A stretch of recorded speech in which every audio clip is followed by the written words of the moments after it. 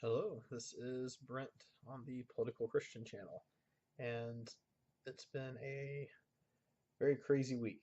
There's been a lot going on, a lot of stories coming out, but I wanted to circle back around to what happened a week ago. I posted a brief video regarding that incident, and I didn't want to politicize it. I didn't want to do any rebuttals on the narrative that was going around at that time because that wasn't the appropriate time.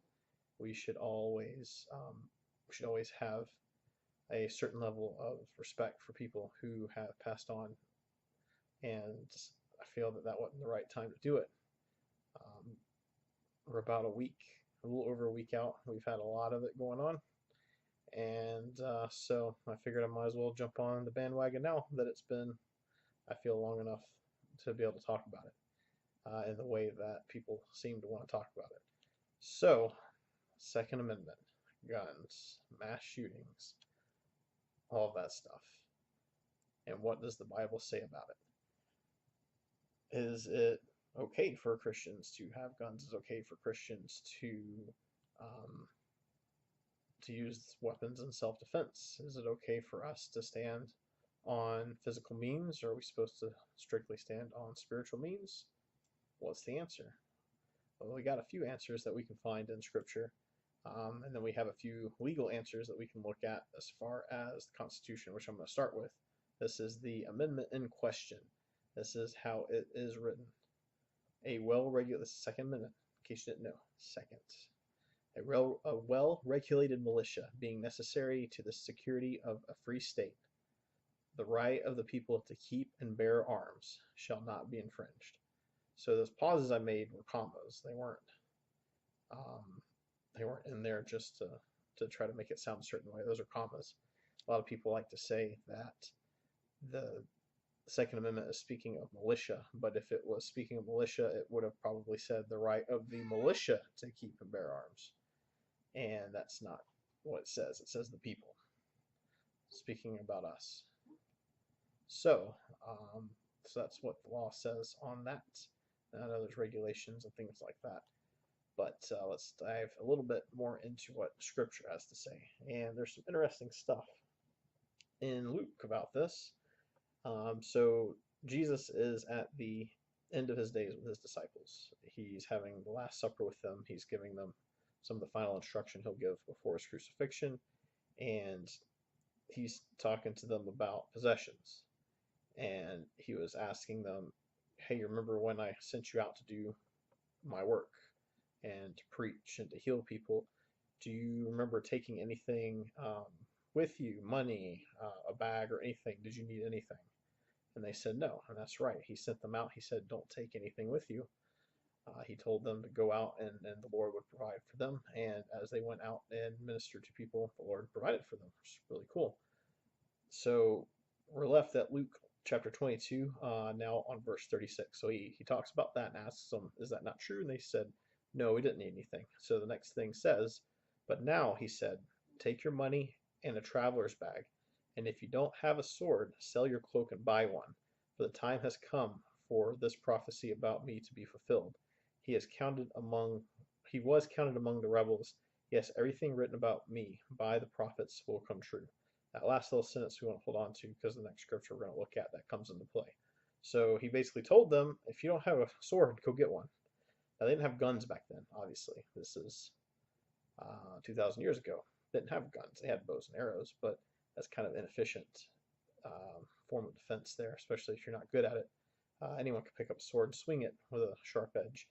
And we find out here very, very, very quickly that they actually had swords with them at that time. Because if you remember, once he goes into the Mount of Olives to pray, um, they come to get him. So we scroll on down to in Luke 22 to let's start in verse 49. It says, when the other disciples saw what was about to happen, now everyone's come to get Jesus. The Romans, the priests were there to identify him with Judas and all that. They exclaimed, Lord, should we fight? We brought the swords. Hey, there's the swords. And one of them struck at the high priest's slave, slashing off his right ear. Now we know that that was Peter. We know that was Peter from other chapters or other books in the Bible. It calls him out.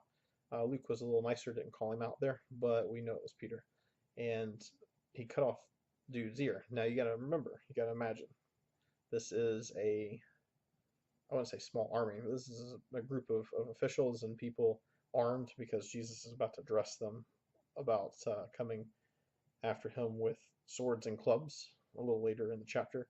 And so this was what Peter did was no small feat. He attacked someone within a group of armed people and didn't lose any appendages himself.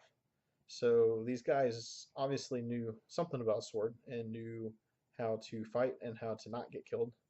So there's a little bit of a thought there that maybe they have some type of training in self-defense, and apparently for Peter, how to cut people's ears off and nothing more.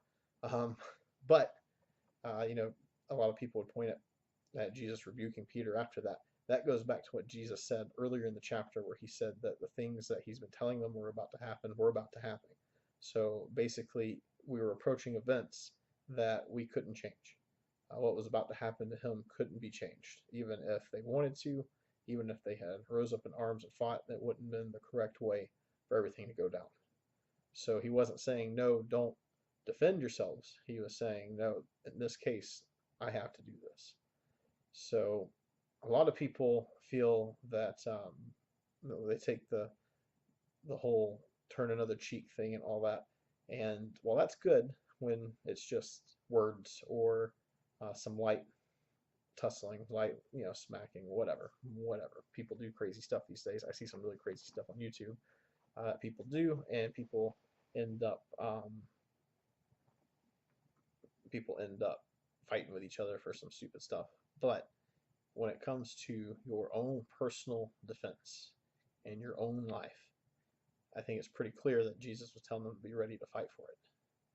Told them to go get a sword, sell your cloak and get a sword. That was their outer garment. Like that was their, like, this shirt.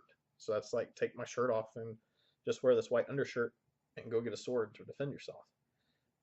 So it's pretty clear that this whole owning a gun being fast forward to 21st century and being able to defend yourself is not unbiblical. Yeah, it's a gun, and they didn't have guns back then, but they also didn't have radios and television and things like that.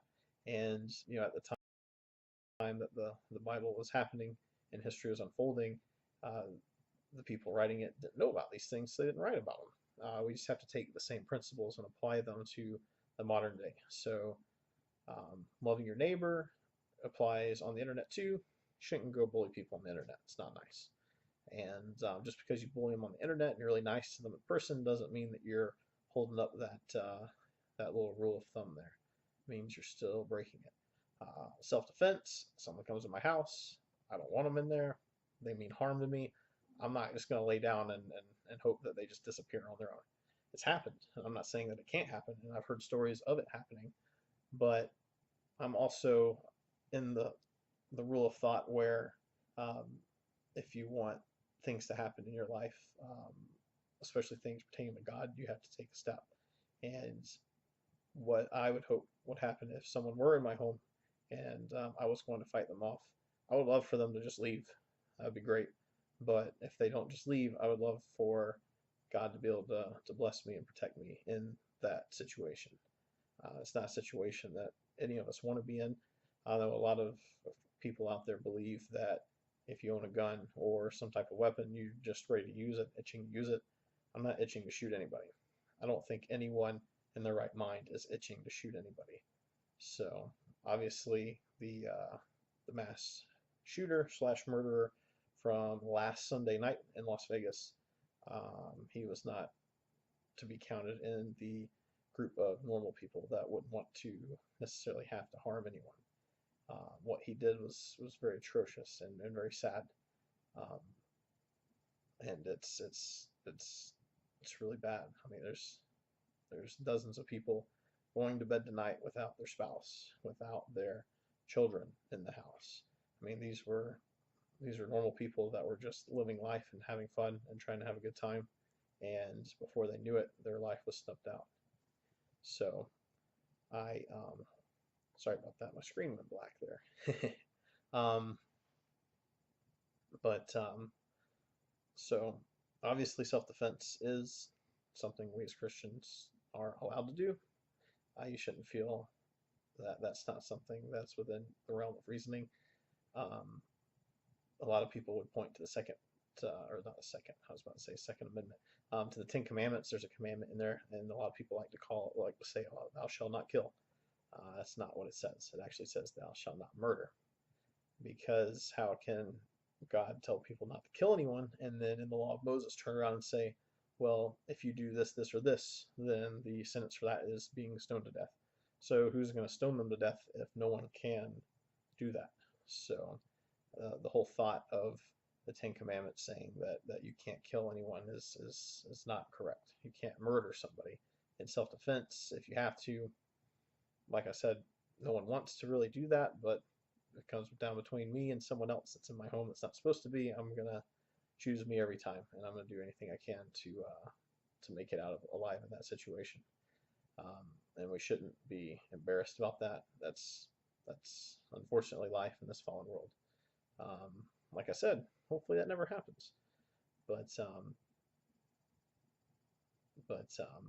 to politicize this whole thing and to turn it into this big circus um, over something that a madman did, it's ridiculous. It's so ridiculous. And I just hope that one day that we'll be past this as a nation and we'll stop politicizing things for our own personal gains, because that's really what it comes down to. It's your own personal gain. Because if you're trying to push on other people your thoughts and beliefs, it's kind of a very it's a very selfish thing to do, to try to force your will upon people. And I just hope that one day that we'll be past that. So I'll leave it at that. I think that's pretty much covered. And if you have any questions, comments, comment down below. Subscribe for future videos. There's plenty of fun stuff happening in politics today. This is not a subject I wanted to have to cover early on in this whole channel, but here we are. So subscribe for future videos, comment, follow me on Twitter. I'll put the comment up. I go a little crazy on Twitter sometimes, and it's kind of entertaining. But yeah, you guys have a good night or day, whatever it is.